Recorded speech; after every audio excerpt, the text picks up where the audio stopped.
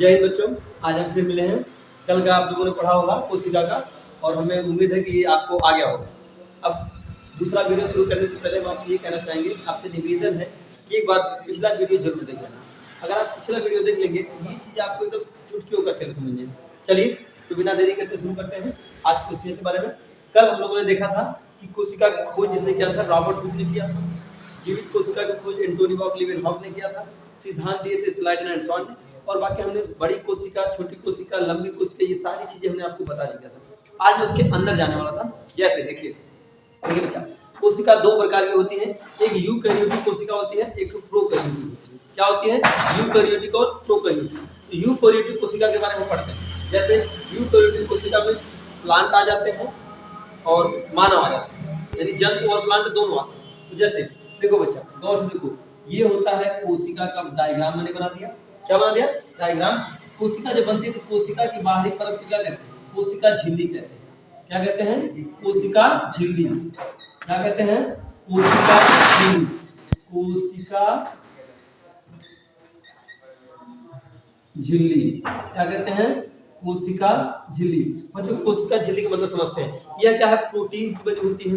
कोशिका झिल्ली किसकी बनी होती है? प्रोटीन की। जिस तरह से हमें हमारे शरीर की सुरक्षा होती है, इससे हम अपने शरीर की सुरक्षा करने के लिए कपड़े वगैरह पहनते हैं कि नहीं पहनते, सेम उसे कोशिका की मदद करने के लिए क्या होता है? ये झिल्ली होती है, यानी इस झिल्ली के अंदर भरे होते हैं। समझ में आई बात? ये जो झिल्ली होती है इसे क्या कहते हैं? कोशिका झिल्ली। क्या कहते हैं?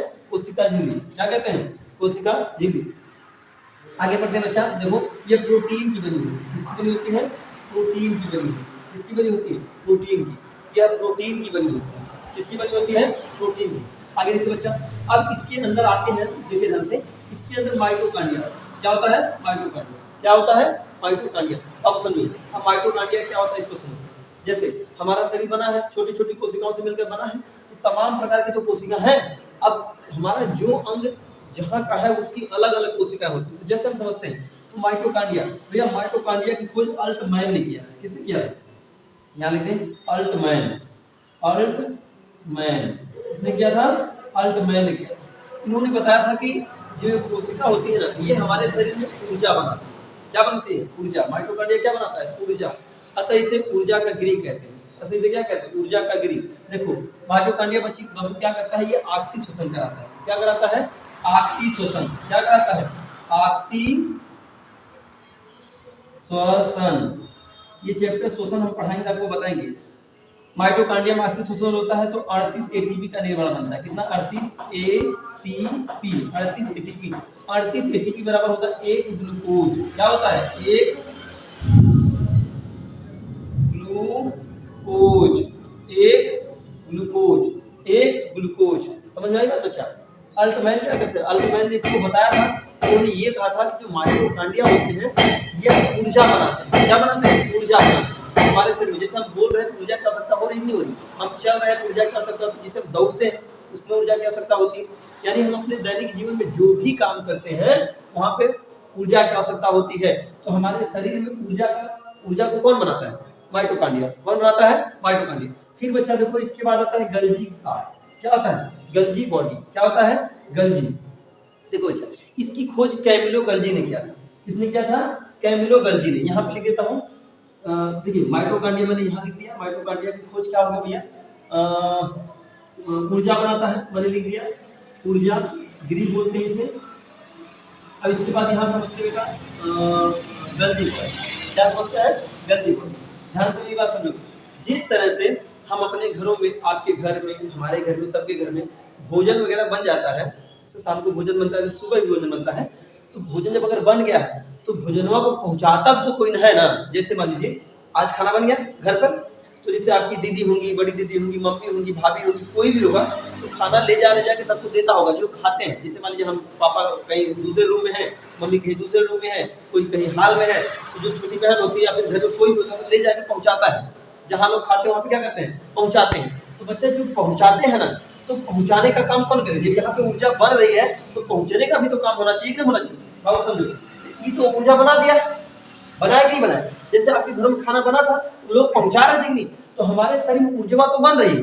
अब पूरे शरीर में पहुँचाएगा कौन? पहुँचाने के लिए कोई होना है। और जो पहुँचाने का काम करता है गल्जी बॉडी। क्या करता है? गल्जी बॉडी। इसको इसको गल्जी काय भी कहते हैं। क्या कहते हैं? गल्जी। तो लिख देते हैं गल्जी बॉडी। गल्जी बॉडी क्या कहते हैं? गल्जी। बाबू ये परिवहन का काम करता है, ऊर्जा परिवहन। आप समझना, ऊर्जा परिवहन। देखो अगर गल्जी बॉडी नहीं रहेगा, गल्जी काय नहीं रहेगा तो हमारा शरीर काम नहीं करेगा। जैसे क्योंकि बाबू जैसे हम बोल रहे हैं तो सबसे ज्यादा ऊर्जा कहाँ है? मुंह में, है कि नहीं? अगर ये नहीं रहता, गल्जी बॉडी अगर नहीं रहता तो हम बोलते बोलते हमारे मुंह की ऊर्जा खत्म हो जाती, तो हम धीरे धीरे बोले। जैसे कहते मान लीजिए हमको पढ़ा रहे कहते हमारे शरीर में ऐसी आवाज आने लगती, क्योंकि ऊर्जा ही मतलब जुबान की ऊर्जा खत्म हो गई। तो इसीलिए ऊर्जा जब व्यय होती है, हमारे शरीर की जब ऊर्जा व्यय होती है तो जहां जहां ऊर्जा की कमी होती है ये गल्जी बॉडी वहां वहां ऊर्जा को पहुंचा देता है। क्या करता है? पहुंचा। जैसे अब देखो धावक दौड़ता है, जोर से दौड़ता है तो उसे एनर्जी की आवश्यकता कहाँ होती है? पाँव में होती कि नहीं होती? तो पूरे शरीर की ऊर्जा ले जाके कहाँ देता है? पाँव में। समझिए कि नहीं? अब जैसे लोहार ऐसे हथौड़ा पीटता है कि नहीं पीटता है, तो पूरे शरीर की ऊर्जा लाके कहाँ देता है? हाथ में। कहाँ देता है? हाथ में। हम बोल रहे हैं तो पूरी ऊर्जा लाके कहाँ? पूरी शरीर की ऊर्जा लाके कहाँ दे देगा? मुंह में। कहाँ दे देगा? मुंह में। तो ऊर्जा खत्म। इसीलिए बच्चा जब हम कोनो काम करते हैं तो हमारा वो अंग नहीं बल्कि पूरा शरीर थक जाता है। जैसे हम लोग पढ़ते पढ़ते थक जाते हैं, आप पढ़ते पढ़ते थक जाते होंगे। जैसे हम पढ़ा रहे हैं, खूब बोल रहे हैं, पूरे शरीर की ऊर्जा कांच के लाके मुंह में दे दिया। कांच में समझ रहे हैं? नहीं समझ रहे? जैसे बटोर के लाके दे दिया मुंह में, वहां से खत्म हो गया। जब ऊर्जा खत्म हो गया तो आदमी थक जाता है और आदमी आगे घर पे सो जाता है। इसका मतलब ये हुआ कि जब जितनी जहां शरीर में ऊर्जा, आप एक से समझना, इससे पॉलीथीन है, एक झिल्ली ले लीजिए और झिल्ली में ही छेद कर दीजिए, यही छेद कर दीजिए। आप बताओ ये जितना इसमें मान लीजिए पानी भरा हुआ है, ये पानी कहाँ से निकलेगा? यानी जहाँ से छेद है वहीं से निकलेगा नहीं। उसी प्रकार से हमारे शरीर में जो ऊर्जा होती है ना, वो वहीं से निकलती है जहाँ से निकलने की जगह होता है। तो हम जिसे बोल रहे हैं ऊर्जा हमारी यहाँ से निकल रही, सारी ऊर्जा वहाँ चली जाएगी, मुंह से निकल आएगी कि नहीं निकलेगी? तो बात समझ में आएगी कि नहीं? समझ में आ गया होगा। अगर उम्मीद है कि ये चीज़ आपको समझ में आई होगी। जैसे कोई खाना बनाता है ये पहुँचेगा तो करेगा कि नहीं पहुँचे? ये ऊर्जा बना रहा है, पूरे शरीर में पहुंचाने का भी तो काम यही नहीं करेगा कि अपने में ना पहुंच जाएगा। समझिए कि नहीं? अब अपने बाद देखो माइटोकॉन्ड्रिया, गल्जी बॉडी, एक वैक्यूल्स। क्या आता है बच्चा? वैक्यूल्स।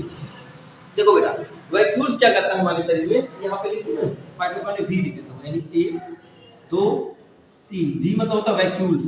क्या होता है? वी मतलब वैक्यूल्स। अब जैसे यहाँ पे माइटोकॉन्ड्रिया लिखो, यहाँ पे लिखा है अच्छे से, देखो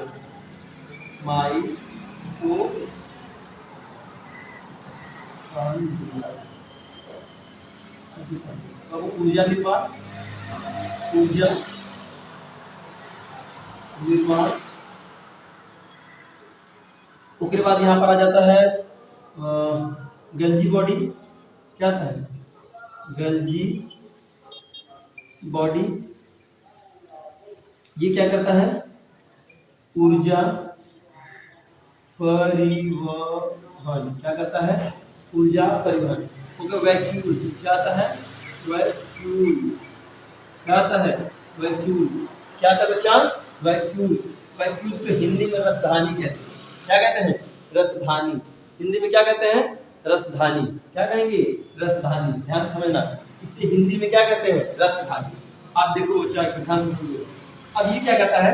यह हमारे शरीर में उपस्थित सभी पानियों को स्टोर करके रखता है। क्या करता है? स्टोर करके रखता है। जैसे हम पानी पीते हैं, अब हम लोग 1 लोटा 2 लोटा 1 लीटर दिन भर 5 लीटर पानी पी जाते हैं। क्या वो 5 लीटर पानी पेट में रहता है? नहीं ना रहता है। पेट में तो रहेगा नहीं कि रहेगा?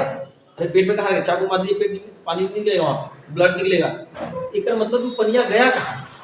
अब हम लोग पढ़े भी हैं, हमारे से 90% पानी होता है, 90% पानी होता है, बाकी सब कुछ वैसे होता है। तो सारा पनिया कहाँ गया? कहाँ है बाबू? वैक्यूल्स में। कहाँ गया है? वैक्यूल्स में। रसधानी ने उसे सोख रखा है। रसधानी ने उसे क्या किया है? सोख रखा है। ध्यान से देखो, रसधानी का मतलब ये हो गया, जब हम पानी वानी पीते हैं, ग्लूकोज बनता है, पानी पीते हैं, ये सारी चीजें हमारा वैक्यूल यानी कोशिका सोख रखी है। एग्जाम्पल की हम आपको समझाते हैं, है नहीं लेकिन समझाते हैं। देखो जैसे आप कहीं जल जाते हैं कि नहीं जल जाते हैं? जैसे आप खाना वाना बनता है, कुछ जल जाते हैं, तो जब जल जाते हैं तो वहाँ पे फुटका पड़ जाता है। फुटका मतलब समझ रहे तुम? फुटका मतलब होता है झलका। क्या होता है? झलका पड़ जाता है। झलका पड़ जाता है कि नहीं? अब बताओ बच्चा, जब झलका पड़ गया तो उसमें पनिया आया कहाँ से? सवाल उठता है कि नहीं उठता है? पानी आया कहाँ से? बच्चा पानी कहाँ से आया इसको देखते हैं ध्यान से। मैंने कल बताया था कि जो कोशिका होती है वो टूट जाती है, मर जाती है, सब खत्म हो जाता है। मैंने कल बताया था जब कोशिका टूटती है तो नया बन जाता है। बच्चा जब जलेंगे है ना, जब कोई आदमी कहीं जल जाता है, उतने दूर की सारी कोशिकाएं क्या हो गई? टूट गई। क्या हो गई? टूट गई, मतलब जल गई, मर गई। एक मतलब इसमें जितने भी इसके अंदर के पार्ट थे सब जल गए। क्या हो गए? सब जल गए। ऊपर ऊतक बचा। क्या बचा? केवल ऊतक। तो कोशिका जो सोखने का काम करती थी, जो बनाने का काम करती थी, जो पहुंचाने का काम, सब मर गए। सब मर जाएंगे तो पानी को स्टोर करने वाला रहेगा नहीं।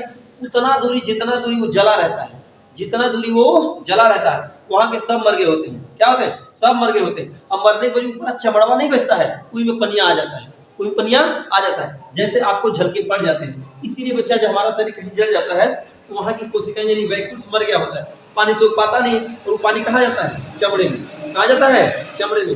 बात समझ में आएगी? समझ वैक्यूल्स। आगे बच्चा समझते हैं सेंट्रोसोम। क्या करते हैं बाबू? सेंट्रोसोम। देखो ध्यान से, सेंट्रोसोम का काम क्या होता है? ध्यान से देखो, देखो ध्यान समझो। सेंट्रोसोम, सेंट्रोसोम, सेंट्रोसोम बाबू समझो। सेंट्रोसोम का काम यह होता है पुनर्निर्माण, कोशिका का पुनर्निर्माण। जैसे इन सारी कोशिकाओं में कोई कोशिका टूट गई या फिर मर गई या फिर कुछ भी हो गया, यह पुनर्निर्माण कर देता है। क्या करता है? पुनर्निर्माण। क्या कर देता है? नई कोशिका को बना देता है, नई कोशिका को बना देता है। पुनर्निर्माण, पुनर्निर्माण क्या होगा? पुनर्निर्माण। क्या हो गया? पुनर्निर्माण। मतलब जब कोशिका मरेगी या टूटेंगी तो नई कोशिका ये बना देता है। क्या करता है? ये बना देता है। कोई दिक्कत नहीं है, कोई दिक्कत नहीं है बाबू। अगला आता है राइबोसोम। क्या आता है बच्चा? राइबोसोम। आर लिख दूं तो इसमें आपको 5वें नंबर पे क्या आ जाएगा? हिंदी में लिख दो राइबोसोम। क्या हो गया बाबू? राइबोसोम। अब ध्यान सुनो, इधर यहाँ तुझे ये था ना, माइटोकॉन्ड्रिया ऊर्जा बना रहा था बच्चा, ये प्रोटीन बनाता है। क्या बनाता है? प्रोटीन। क्या बनाता है? प्रोटीन। प्रोटीन का घर इसे कहते हैं, प्रोटीन की फैक्ट्री इसे कहते हैं। क्या कहते हैं? प्रोटीन की फैक्ट्री कहते हैं। क्या कहते हैं बच्चा? प्रोटीन की फैक्ट्री। बाबू यह क्या करता है? ऊर्जा, नई कोशिका बनाने में बड़ी मदद करता है। जब कोशिकाएं टूट जाती है, सेंट्रोसोम कोशिका तो निर्माण करता है, लेकिन उसकी मदद कौन करता है? राइबोसोम। कौन करता है? राइबोसोम। यानी पुनर्निर्माण में मदद कौन करता है? राइबोसोम। कौन करेगा? जैसे अब जैसे हम लोग कोई काम करते हैं, जैसे हम लोग पढ़ा रहे हैं तो हमारे ऊपर ही पढ़ाने वाले होंगे जो हमें दबाव में लगाएंगे, भाई ये करो, वो करो, ये पढ़ाओ, वो पढ़ाओ। ऐसा बोलते हैं कि नहीं बोलते? जैसे आपके घर में पापा होंगे तो आप कोनो काम करते होंगे, पापा मना करते हैं ये काम गलत कर, ये काम सही है, या फिर कुछ अच्छा काम होता तो लोग प्रोत्साहित करते हैं, नहीं करो, नहीं करो, कहते हैं कि नहीं कहते? सेम टू सेम ये भी है। जब ये बनाएगा ना, इसकी मदद करेगा, यानी जहाँ पर ऊर्जा प्रोटीन कम रहेगा ले दे देगा, लो लो बनाओ, लो बनाओ। समझते कि नहीं? जैसे हम लोग अभी कोई अच्छा, अभी जैसे आप गाँव में भी नवरात्रि वगैरह आ रहा है, चंदा देते हैं कि नहीं? चंदा मदद करते हैं। उसी प्रकार से जब बनाता है ना, ये मदद करता है, लो भैया चलो चलो ले लो बनाओ। समझिए कि नहीं? हमेशा इसके टुकुर टुकुर देखता है, भैया आप मदद कर दो, मदद कर दो। इसलिए जब भी